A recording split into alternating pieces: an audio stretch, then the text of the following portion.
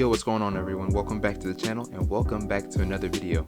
And today I wanted to talk about the avatar state. And I'll be going over what it is, what it does, and I'm going to mainly be talking about why I think it's overpowered and what are some ways to balance it, even though it's kind of already too late to do so.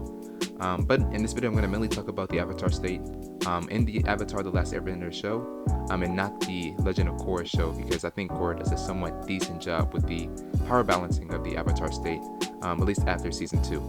But before we get started, I just want to give a quick thank you to everybody as usual who are watching and listening to the videos. I really appreciate you guys and I enjoy making these videos. But just with the intro out the way, let's actually hop right into it. Now this information I'm going to shoot at you is going to come all at once, so be prepared, but I'm also going to try to simplify it the best that I can.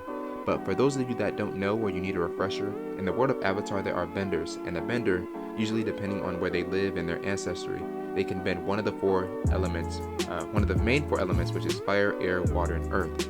And each of these elements has a special bending technique or techniques. For example, firebenders have access to lightning generation and redirection, along with combustion bending. Airbenders have access to flight. Waterbenders have access to healing and blood bending. Earthbenders have access to metal bending, lava bending, sand bending, and also seismic sense. Now back to the original point of the video, there's a special bender called the Avatar. And the Avatar is able to use all 4 main abilities, and if they learn how to, they can use all the alternate styles. And having these things in mind, the Avatar also has an ability called the Avatar State. And what that does is it allows the Avatar to enter it, and they're able to channel cosmic energy.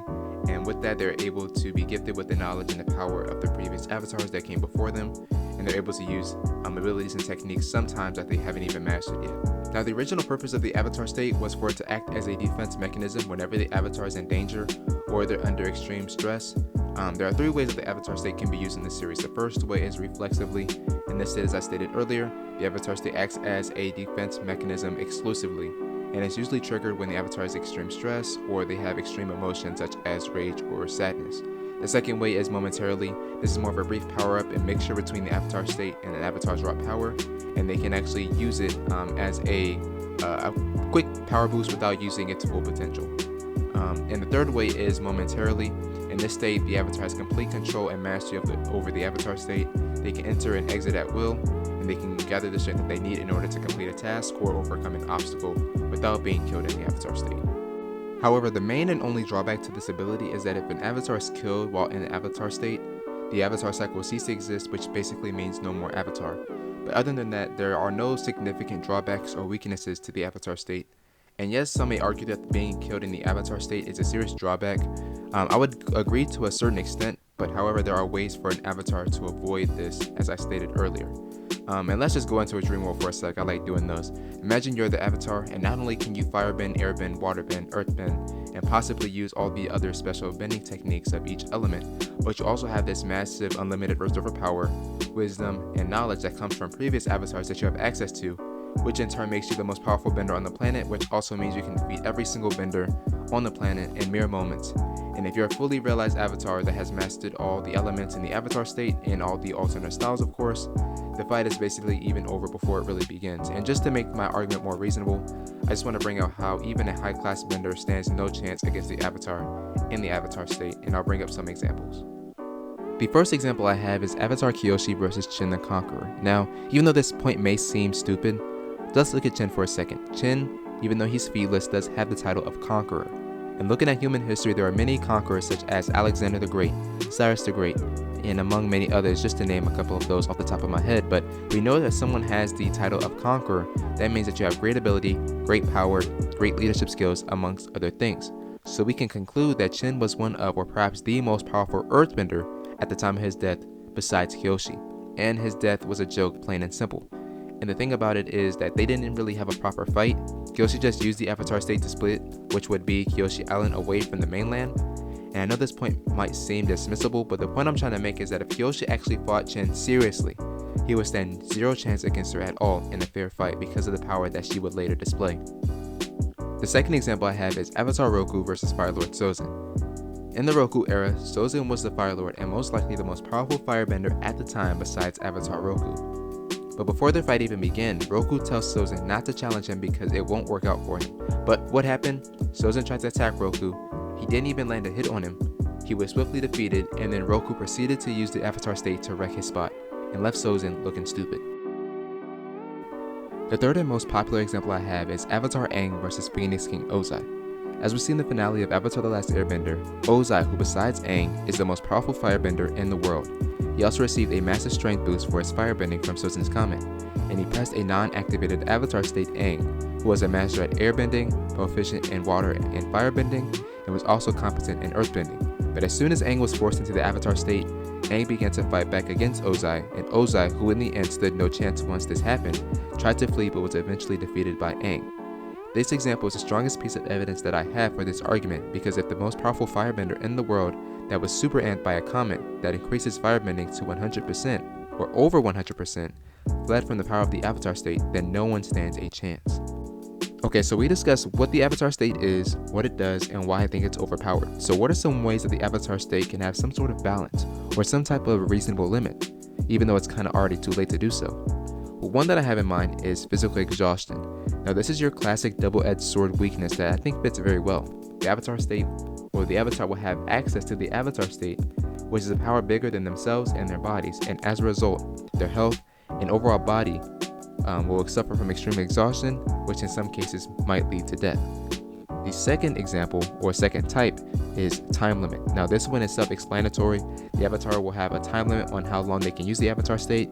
Let's say they can use it in one go for 5 minutes, and maybe they'll have to wait until the cooldown ends, or maybe they'll have to wait a couple weeks in order to use it again. The third way is the use limit. Now the third option is a use limit, and this one's also pretty self-explanatory.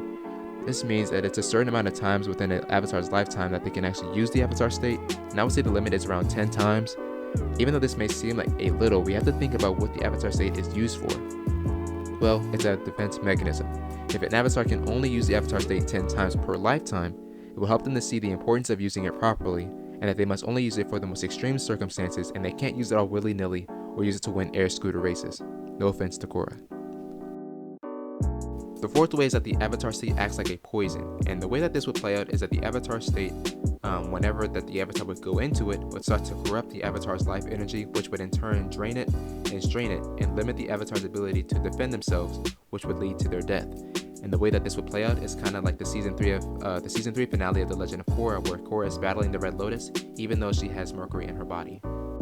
Now the fifth and final one that I have is actually the previous Avatars can choose not to assist, and the way that this would work is that when Aang is asking like previous Avatars before him, is there any way that he can beat Ozai without killing him, and they all tell him no, that he needs to kill them or kill Ozai, and he refuses, then you can have each Avatar that disagrees with him saying, well, you won't have my support, and they end up disappearing and then taking all their power with them, or withholding their power so Aang can't use it because he doesn't agree with their decision, which might be a little selfish on the Avatar's part. But then you can have multiple Avatars doing the same thing, and in that moment Aang can probably feel alone that he has to beat Ozai on his own. But then you can have maybe 1 or 2 or 3 or 4 Avatars come and support him and give them their power, but also give them this new technique that they learned in their lifetime, which became lost, which would be known as energy bending.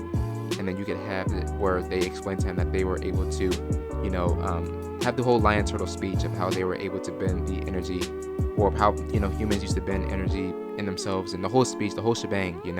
That way that Aang will be able to take away Ozai's bending without having the lion turtle pop up for plot convenience. So yeah, this is basically the end of the video. I hope you guys all enjoyed it and understood my argument on why I think the Avatar state is overpowered, and what are some ways that we can kind of balance it, even though we're about, I would say, I think it was over 15 years too late. It came out in 2005. I'm not going to do the math right now. I think it's about 15. But anyway, that's all I got for you guys this time. If you guys would want me to do any more Avatar videos, maybe I'll drop why I think airbending is overpowered. I'll do like a whole series or something. Or maybe even Avatar projects that I would like to see in the future because of the whole Avatar Studios thing being established. But that's all I got for you guys today. With that being said, if you guys have any video topics or ideas that you guys would want me to cover, be sure to let me know in the comments. As well, if you have anything to say, if you guys want to say anything in the comments. And if you enjoyed the video, please share it with somebody that actually likes the Avatar series or Avatar franchise, or anyone that might be interested in this video who've never seen Avatar before, only heard it or haven't seen it in a while. Then do me a favor and share the video with them. And subscribe and like the video, and all that jazz. But until next time, I'll catch you guys in the next one. See you later.